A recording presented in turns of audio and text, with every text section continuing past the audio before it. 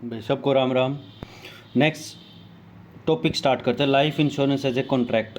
ये अगला टॉपिक है इंश्योरेंस में ही। फर्स्ट हमने इंट्रोडक्शन कर लिया था, ये हम 3 4 से 5 दिन में इंश्योरेंस ख़त्म कर देंगे। तो हम लाइफ इंश्योरेंस का करते हैं एज ए कॉन्ट्रैक्ट। तो लाइफ इंश्योरेंस क्या है ना, अकॉर्डिंग टू द मतलब इंडियन कॉन्ट्रैक्ट एक्ट 1872 के अंतर्गत ये डिफाइन है, मतलब ये बताया गया है कि ये जो इसके तहत एग्रीमेंट होता है ना इंश्योर्ड और इंश्योरर के बीच में, ये दोनों डेफिनेशन फर्स्ट पार्ट में कंप्लीट है, उसको देखो पहले। तो इंश्योर्ड और इंश्योरर के बीच में जो एग्रीमेंट है ना वो एक एनफोर्सेबल है, मतलब कि वो ये नहीं है बाद में उसको नकार नहीं सकते, वो एक एनफोर्सेबल है लॉ के द्वारा। ठीक है, तो ये एक तरह का कॉन्ट्रैक्ट होता है, जो एक तरह का कॉन्ट्रैक्ट होता है जो एग्रीमेंट को डिफाइन करता है दो पर्सन्स के बीच में या दो से ज़्यादा पार्टीज़ के बीच में भी होता है अपना कॉन्ट्रैक्ट वगैरह। तो ये उन चीज़ों को डिफाइन करता है कि हाँ भाई, जैसे एक कंपनी और दूसरी कंपनी के बीच में कॉन्ट्रैक्ट हो गया तो वो पार्टीज़ के बीच में हुआ ना, तो एक तरह का एक कॉन्ट्रैक्ट ही होता है। तो अब हम इसके पढ़ लेंगे इस कॉन्ट्रैक्ट में जो है ना, ये इंश्योरेंस कॉन्ट्रैक्ट में क्या क्या चीज़ें शामिल होती हैं। ऑफर एंड एक्सेप्टेंस, इसका मतलब होता है कि जो इंश्योर्ड होता है ना, इंश्योर्ड मतलब पॉलिसी धारक, जो पॉलिसी करवाता है, बीमा धारक, बीमा जो करवाता है ना, वो होता है इसके द्वारा एक्सेप्टेंस, ऑफर एंड एक्सेप्टेंस में ये उसके द्वारा किया जाता है जो पॉलिसी को खरीदता है, यानी कि जो इंश्योर्ड होता है ये उसके द्वारा किया जाता है। और ये इसके अंदर है ना आपका रिस्क भी कवर होता है, और वो उस रिस्क को कंपनी मना नहीं कर सकती कि बाद में रिस्क होने के बाद कुछ भी लॉस हो गया, रिस्क हो गया उस जिस बंदे ने इंश्योरेंस ले रखा है, तो बाद में वो कंपनी मना नहीं कर सकती।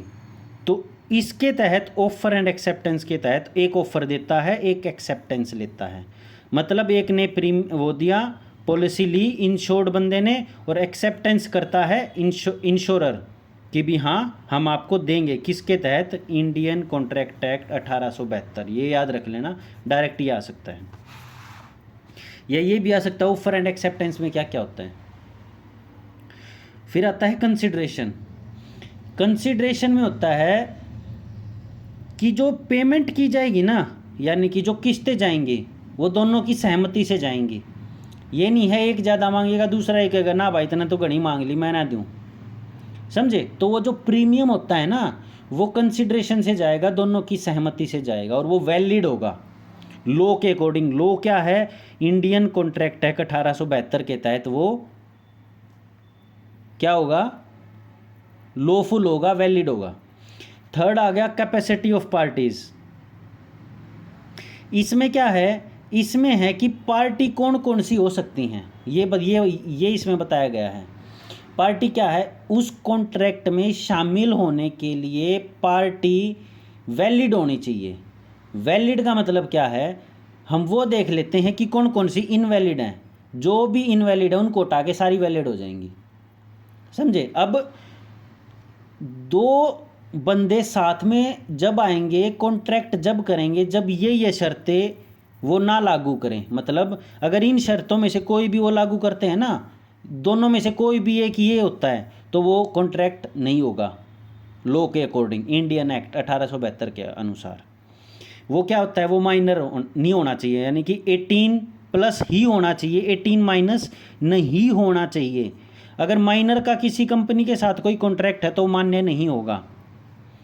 पर्सन ऑफ अनसाउंड माइंड, मतलब अस्वस्थ मन, मतलब कि थोड़ा सा पागल टाइप में ना हो, कई मन माने ईब वो कॉन्ट्रैक्ट कर ले और बाद में ये कह दे कि ना जी मन ने तो मैं तो उस टाइम पे अच्छी समझ नहीं थी मेरे मोरिस मारे, मैं इस कॉन्ट्रैक्ट को नहीं मानता, तो इसलिए अनसाउंड माइंड का नहीं होना चाहिए। ये आ सकते हैं, कौन कौन से नहीं होते हैं।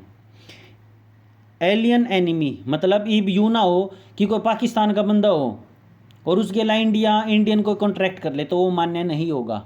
According to the Indian contract act 1872। ठीक है। Person disability by law, disqualified by law, sorry not disability, it's disqualified by law, मतलब कोई भी वो इंसान जो लॉ के द्वारा हमारी कंट्री, हमारे देश के संविधान के द्वारा कोई भी अगर डिसक्वालीफाइड हो जाता है तो वो बंदा कॉन्ट्रैक्ट नहीं कर सकता। अच्छा, इंसॉल्वेंट माइंड, मतलब किसी के ऊपर घना कर्जा है या इस तरिया का है, उसका भी नहीं माना जाएगा कॉन्ट्रैक्ट। अच्छा, किसी भी बंदे का अगर बैकग्राउंड क्रिमिनल है, मान लो वो था मर्डर करे और वो फिर कॉन्ट्रैक्ट कर ले, तो वो मान्य नहीं होगा, क्योंकि वो तो फिर मन माने जिसके लिए कॉन्ट्रैक्ट करे उसने भी मार देगा। तो उसके लिए मानवता कोई बड़ी चीज़ नहीं है, मानवता उसके लिए सड़कों पे घूम रही है, वो तो किसी को भी मार देगा, उसके लिए मानवता का कोई महत्व ही नहीं है। तो इसीलिए वो एक क्रिमिनल बैकग्राउंड का नहीं होना चाहिए। ये चीज़ें याद रख लेना। इनमें से कोई भी एक, तीन ऑप्शन एक जैसे दे देंगे या चौथा ऑप्शन एक अलग दे देगा, या एक ऑप्शन ठीक दे देगा और चार ऑप्शन अलग दे देगा, समझे। इनमें से नहीं होना चाहिए कॉन्ट्रैक्ट के लिए, और जो अलग बच गए वो होना चाहिए। मतलब सही इंसान हो, कर्जदार ना हो, 18+ का आदमी हो, ठीक है, अपने देश का हो, उसके ऊपर कोई क्रिमिनल चार्जेस ना हो, पागलपन ना हो उसमें गणा, समझे। ये अब आ जाते हैं नेक्स्ट, कॉमन इंटेंशन। अच्छा जी, कॉमन इंटेंशन क्या है? जो दोनों पार्टी है ना, उन दोनों की, मतलब कॉन्ट्रैक्ट दो पार्टी के बीच में होता है, उन दोनों पार्टी का जो कॉन्ट्रैक्ट है, जो इंटेंशन है, वो एक जैसी होनी चाहिए। ये नहीं है कि यो तो न्यू सोचा मैं तो उधर रुपये लुटूंगा, हर यूँ ने सोचा भाई साहब मैंने तो कारोबार करना है, मैं अपने अच्छे मन तक करूँगा, तो इसमें उनका नुकसान होगा, समझे। ये है एक है legality of the subject object, मतलब इसमें क्या है, जो भी इंश्योरेंस करवाएगा वो हमारे लॉ के अनुसार लीगल होना चाहिए। ये नहीं है कि आप कुछ क्या होगा अब कर दोगे, लीगल होना चाहिए, अकॉर्डिंग टू द लॉ वो लीगल होना चाहिए, तभी वो मान्य होगा, नहीं तो वो मान्य नहीं होगा। और लॉ के अकॉर्डिंग फिर फ्री कंसेंट, मतलब कि जो दोनों पार्टी है ना, उनके ऊपर कोई दबाव ना हो, समझे। जैसे कोई एक पार्टी कह दे कि भाई मेरे ऊपर तो दबाव था, इस मारे मैंने तो इस पर साइन कर दिए, तो वो मान्य नहीं होगा। दोनों पार्टी दबाव फ्री होनी चाहिए, तभी जाके वो कॉन्ट्रैक्ट मान्य होगा, समझे। ये हो गया। मतलब इसमें क्या है, वो एक तो इन्फ्लुएंस नहीं होना चाहिए किसी से अब किसी की बातों में आके और वो कॉन्ट्रैक्ट साइन कर ले तो वो इन्फ्लुएंस में आ गया, इन्फ्लुएंस नहीं होना चाहिए सॉरी। अच्छा, फिर वो फ्रॉड नहीं होना चाहिए कि भी कन पट्टी पर बंदूक लगा कर कह दे कर काम कर साइन कर, तो वो भी नहीं होना चाहिए, समझे। फ्रॉड हो जाता है वो। फिर गलती से ये नहीं होना चाहिए कि भी मैंने गलती से साइन कर दिए जी, वो भी नहीं होना चाहिए, समझे। तो ये हैं life insurance as a contract, मतलब क्या क्या कॉन्ट्रैक्ट शामिल है लाइफ इंश्योरेंस में। So all the very best. और ये बहुत छोटी वीडियो है, अगली वीडियो आएगी कल, मैं करवाऊंगा फायर, मरीन और एक्सीडेंट एंड मोटर इंश्योरेंस, बहुत जल्दी ख़त्म करवा दूंगा ये टॉपिक। फिर अगला टॉपिक स्टार्ट करेंगे रूरल मार्केटिंग, हो सके तो मैं इसकी साथ ही रूरल मार्केटिंग की मैं वीडियो भी डाल दूंगा। सो आप लोगों को ऑल द वेरी बेस्ट और अच्छे से तैयारी करो।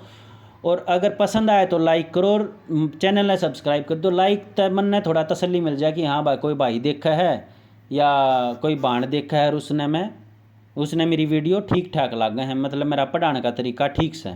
चलो भाई, all the very best, signing off.